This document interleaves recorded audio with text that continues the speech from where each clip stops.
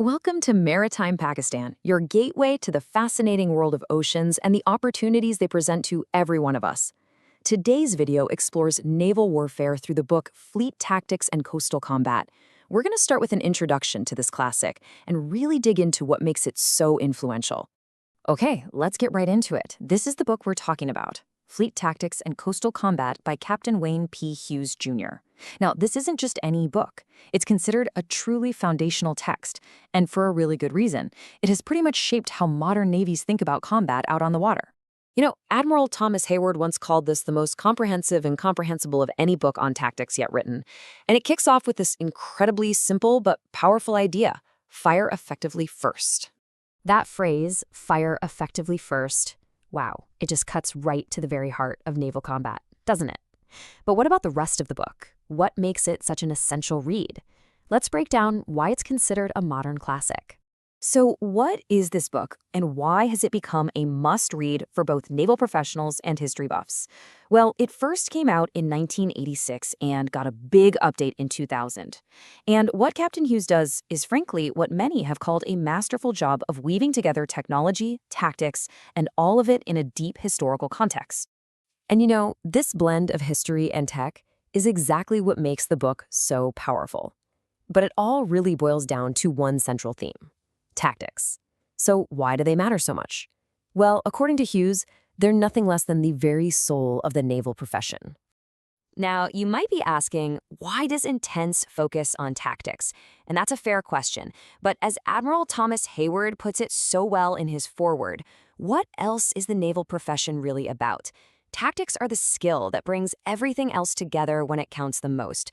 So we get it. Tactics are about how you apply combat power. But how do those split-second decisions made on a ship's bridge connect all the way up to a nation's grand strategy? How does that link work? It's a great question, and the book makes it clear. They are completely inseparable. Any wise naval policy has to take into account the actual tactics that will be used to carry it out. In other words, tactics are where, as one admiral put it, the transactions are made and the payoffs are harvested. They are the absolutely crucial link between the gear you have and the goals you want to achieve. And here's the key takeaway from that. Having the latest weapons and the best strategies is pretty much meaningless if you don't have the tactics to use them effectively when things get real.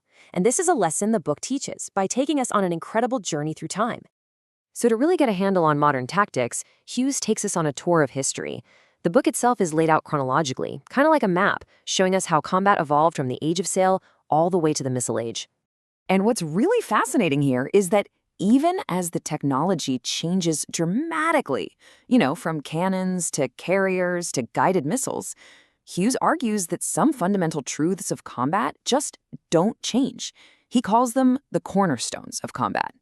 Hughes lays out 6 of these core principles, or cornerstones, that just seem to apply no matter what era of naval warfare you're looking at. Let's just touch on 4 of them.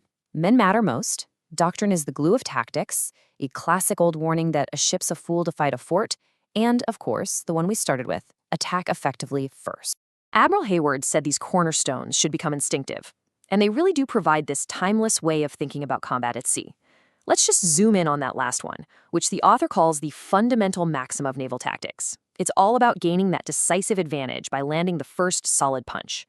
This idea that taking initiative and having an effective offense is everything, it's like a thread that runs through the whole book. And that's what makes this so much more than a history lesson. It's what makes it incredibly relevant right now. So you might be wondering, why does a book so focused on history matter so much today? Well, it's because the whole game of naval warfare has fundamentally changed.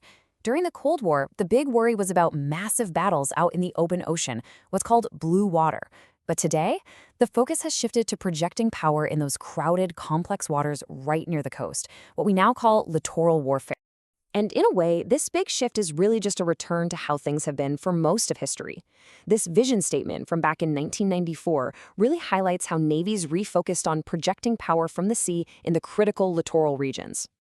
This strategic change makes the book's deep dive into coastal combat and its challenges incredibly timely. And what's really amazing is that the first edition of the book pretty much saw this coming. It predicted the central role that missiles would play in this new environment, where threats can pop up from anywhere, including from the shore itself. And that brings us right back around to one of those timeless cornerstones. And it leaves us with a really provocative thought. If a modern fort can be a mobile missile launcher hidden miles inland, is that centuries-old warning that a ship's a fool to fight a fort more true right now than it has ever been before? That's a critical question, and it's exactly the kind of strategic thinking this book inspires. We hope that you liked today's video. Post your questions in the comments section for future videos.